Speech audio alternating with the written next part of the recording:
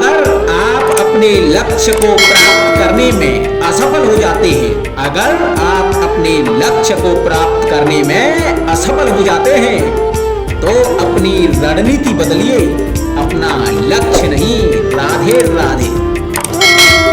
एक इंसान सफल जब होता है, एक इंसान सफल जब होता है, वो दुनिया को नहीं खुद को बदल देना शुरू कर देता है।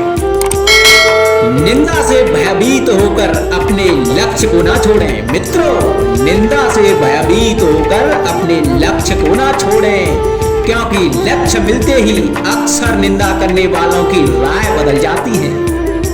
मेहनत इतनी खामोशी से करो, मेहनत इतनी खामोशी से करो कि आपकी सफलता शोर मचाती है।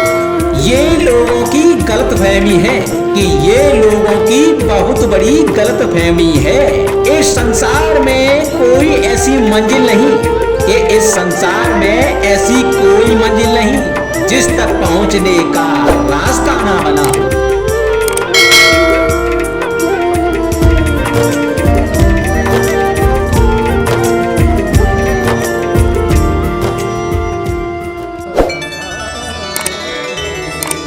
संगति या साथ, मित्र और साथी मनुष्य के व्यक्तित्व के लिए सबसे महत्वपूर्ण होते हैं। अब आप कहेंगे कि ये कैसे? मनुष्य अवश्य अपने व्यक्तित्व के लिए उत्तरदायी होता है, परंतु मनुष्य संगति में ना चाहते हुए भी उसका व्यक्तित्व संगत की भांति हो जाता है। इन पात्रों को देख रहे हैं आप? मध्य में जल रखा है, इसमें दूध और इसमें मलिन कीचड़ रखा है। यदि मैं इस जल को दूध में मिलाता हूं तो यह जल दूध बन जाता है, और यदि इसी जल को इस मलिन कीचड़ में मिलाता हूं तो यह जल या मलिन कीचड़ में परिवर्तित हो जाता है। हाँ, ऐसी कोई युक्ति नहीं कि जल बिना घुले मिले दूध या कीचड़ में अपना अस्तित्व बनाए रखे या इनसे अलग बना रहे। और ठीक ऐसा ही मनुष्य के जीवन में भी होता है कि यदि एक गुणहीन व्यक्ति गुणवानों की संगत में बैठे तो उसे भी गुणवान समझा जाता है, सम्मान का पात्र समझा जाता है। और यदि एक गुणवान व्यक्ति गुणहीनों की संगत में बैठे तो उसे भी तिरस्कार मिलता है। इसलिए अपने जीवन में संगति सोच समझकर सावधानी से चुनिएगा। कभी खेत में किसी किसान को खेती करते देखा है? वो उसे सींचता है, जोतता है, पशु पंछियों से खेत की फसल की रक्षा करता है, परंतु एक बात का वो सबसे विशेष ध्यान रखता है कि कहीं खेत में खरपतवार न उग जाए, क्योंकि एक खरपतवार का लान खेत की सारी फसल को नष्ट कर सकता है। ठीक उसी प्रकार यदि वंश की कोई संतान खोटी निकल जाती है तो वह समूचे वंश का सर्वनाश कर देती है। इसीलिए संतान के लालन पालन में ध्यान देना आवश्यक होता है, क्योंकि संतान वो फसल होती है जो वंश की आने वाली पीढ़ी को महान बना सकती है या फिर वंश का पतन भी कर सकती है।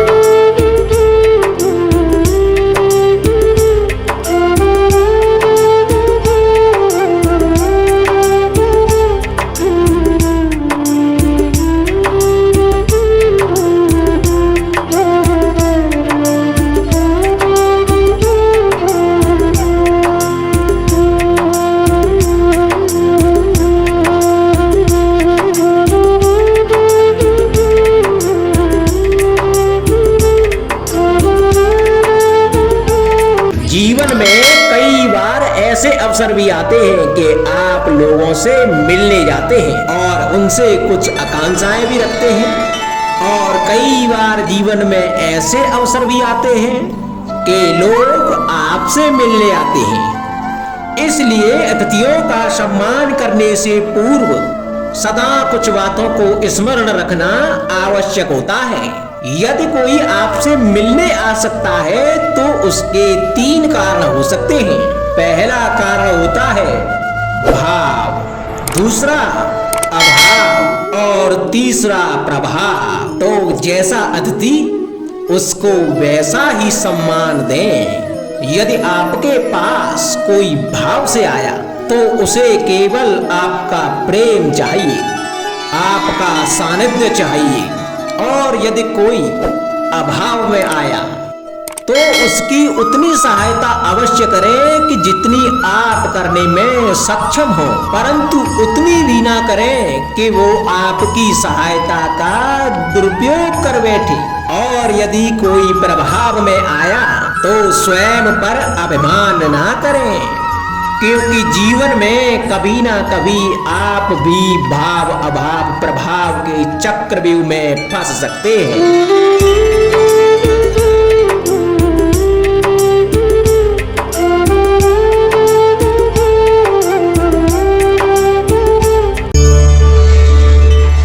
कभी आप ब्रह्म मुहूर्त में जगे हैं? जगकर देखिए, संध्या होने के पश्चात जब रात्रि का अंधकार सारे संसार को धीरे धीरे अपने अंधकार में निगलने लगता है, तो यही अंधकार ब्रह्म मुहूर्त में भोर होने से ठीक पूर्व तनिक अधिक काला हो जाता है। कुछ समझे, हमारा जीवन भी कुछ ऐसा ही होता है। जब हमारे जीवन की समस्याएं कठिनाई अपने अंत पर होती हैं, तो यही समस्याएं कठिनाई एक भीषण रूप लेकर हमारे समक्ष खड़ी हो जाती हैं। और ऐसी परिस्थितियों में अधिकतर लोग हार मान जाते हैं, भय खा जाते हैं। परंतु ऐसी स्थिति में आप हार ना माने, भय ना खाएं, दृढ़ रहें, निरंतर आगे बढ़ते रहें। तो प्रकाश के रूप में हमारा स्वागत करने के लिए सूर्य उदय सदा हमारे समक्ष प्रस्तुत रहेगा। आपने बरगद के वृक्ष को देखा है? जितना विशाल उतना दृढ़। पतझड़ में वो सूख जाते हैं, परंतु दुर्बल नहीं होते, टूट कर गिरते नहीं। और उसके विपरीत दलदल में उपजे वृक्षों को देखें, वो दिखने में तो हरे भरे होते हैं, परंतु इतने दुर्बल होते हैं कि जल धारा के हल्के से वेग से वो गिर जाते हैं। परंतु ऐसा क्यों होता है? इसका कारण है जड़ें। जिसकी जड़ें दृढ़ भूमि में है वो हर चक्रवात, हर अफवाह को सह लेता है। जो दलदल में है वो स्वयं की जड़ों को दुर्बल बना लेता है। कुछ ऐसा ही मनुष्य भी होता है, जो अधर्म, कुकर्म, असत्य की धरा पर उपजा है। वो कठिन समय की एक मार भी नहीं सह पाता। और जो मनुष्य सत्य और धर्म की धरा पर उपजा है वो हर समस्या से जूझ कर आगे निकल जाता है और सफल हो जाता है। अब आप पर निर्भर करता है कि आप क्या बनना चाहते हैं। हमारे जीवन में मित्र और शत्रु बड़ा ही महत्व रखते हैं। यदि गंभीरता से सोचा जाए तो ऐसा कोई क्षण नहीं जब हम अपने मित्रों के बारे में ना सोचते हों या फिर शत्रुओं के बारे में। हमारा हर कार्य या तो हमारे मित्रों के हित के लिए होता है या फिर हमारे शत्रुओं के अहित के लिए।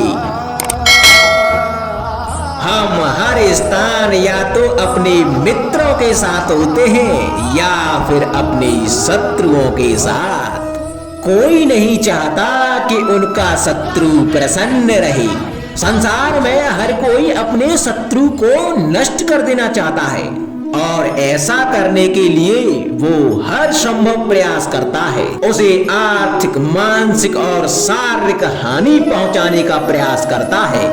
और यदि मैं आपको आज ऐसा मंत्र सिखाऊं जिससे आप अपने शत्रु को सदा के लिए नष्ट कर दे, तो और वो मंत्र है शत्रु को मित्र बनाना। अपने सभी शत्रुओं को अपना मित्र बना लीजिए और आपके सारे शत्रु स्वतः ही समाप्त हो जाएंगे। राधे राधे।